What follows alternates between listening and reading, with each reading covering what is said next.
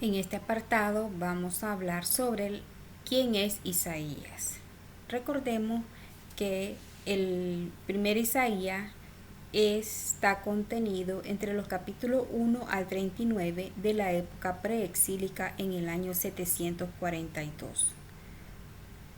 El profeta Isaías nació hacia el año 765, el año de la muerte del rey Osías.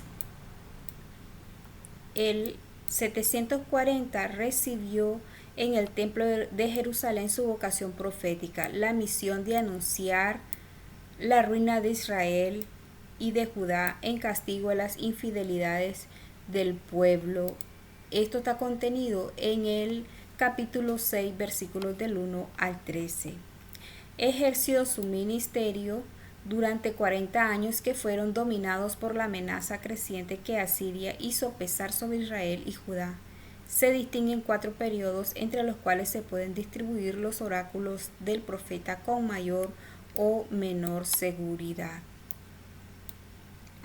El contexto histórico del profeta en sus primeros capítulos datan de los años, unos pocos, que separan su vocación de la subida al trono de Ahaz en el año 736. Por entonces a Isaías le preocupaba sobre todo la corrupción moral que la prosperidad había traído en Judá. Esto está contenido entre los capítulos 1 al 5 en gran parte.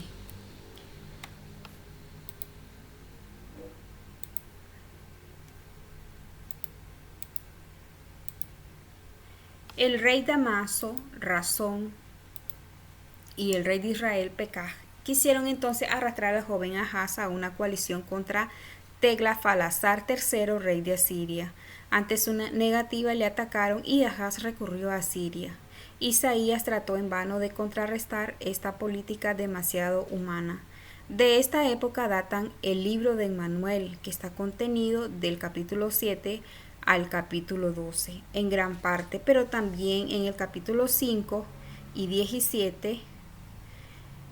Fracasada la misión de Isaías ante Ahaz, Isaías se retiró de la escena pública. Esto está en el capítulo 8, versículos 16 al 18.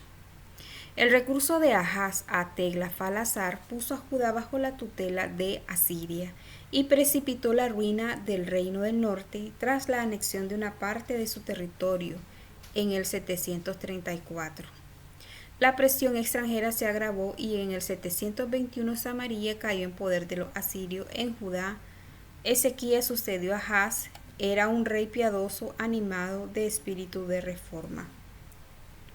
Pero las intrigas políticas resurgieron y entonces se buscó el apoyo de Egipto contra Siria. Isaías, fiel a sus principios, quería que rechazara toda alianza militar y se confiara en Dios. Se atribuyen a este comienzo del reinado de Ezequías el capítulo 14, 18, 20, 28, 29 y 30. Después de la represión de la vuelta y conquistada Asdod por Sargón, Isaías volvió a su silencio. Salió de él en el 705 a.C., cuando Ezequías se dejó arrastrar a una rebelión contra Siria. Sennacherib asoló Palestina el 701, pero el rey de Judá quiso defender a Jerusalén. Isaías le apoyó en su resistencia y le prometió la ayuda de Dios. En efecto, la ciudad fue salvada. De esta última época datan por lo menos los oráculos 1 del capítulo 1, 10, 14 y los pasajes del capítulo 28 al 32 que no se han atribuido al periodo precedente. Nada más sabemos de la vida de Isaías después del 700. Según una tradición judía, habría sido martirizado bajo Manasés.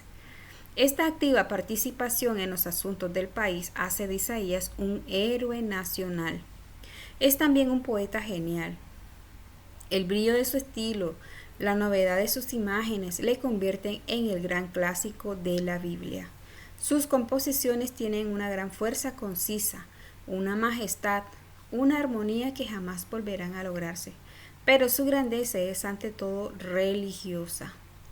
Isaías es el profeta de la fe y en las grandes crisis que atraviesa su nación pide que solo confíen en Dios. Es la única posibilidad de salvación. Un genio religioso de esta magnitud dejó una huella profunda en su época y creó escuela. Se conservaron sus palabras y se les añadieron otras. El libro que lleva su nombre es el resultado de un largo trabajo de composición cuyas etapas es difícil establecer en su totalidad.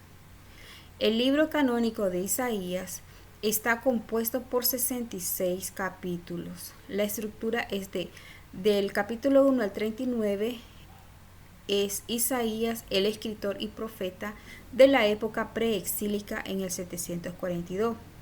Los capítulos 40 al 55 es el Deutero Isaías de la época exílica en el 520. Los capítulos 56 al 66 se trata de Trito Isaías de la época post-exílica en el año 400. Las palabras auténticas de Isaías se encuentran principalmente en los capítulos del 1 al 11, que en su mayoría proceden del reinado de Ahaz, y del capítulo 28 al 32, que en gran parte datan de la época de Ezequías. También se consideran auténticos los oráculos del capítulo 13 al 23, y tal vez también el apéndice histórico de los capítulos 36 al 39, que proceden de Segunda de Reyes 18 y 19. A juicio de otros autores, Isaías pertenece a la familia textual palesticense, que en general fusiona tradiciones y tiende a expandir el original.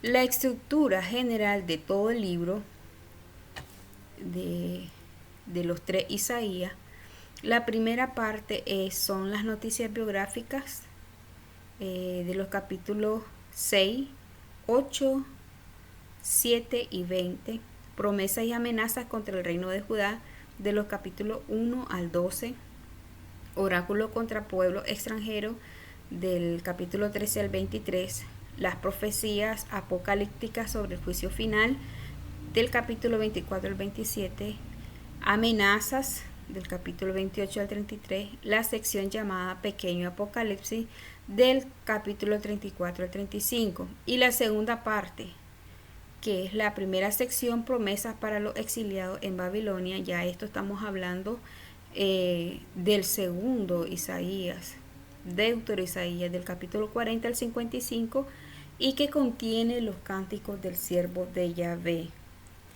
La segunda sección, que ya es el Trito Isaías, son las promesas para los dolientes de Sión, contenido del capítulo 55 al 66. Especialmente en esta última sección, Isaías explica por qué la salvación tarda en llegar, pero asegurando que Sión y Jerusalén llegarán a ser los centros religiosos más grandes del mundo y que gentes de todas las naciones llegarán a ellas en peregrinación solemne.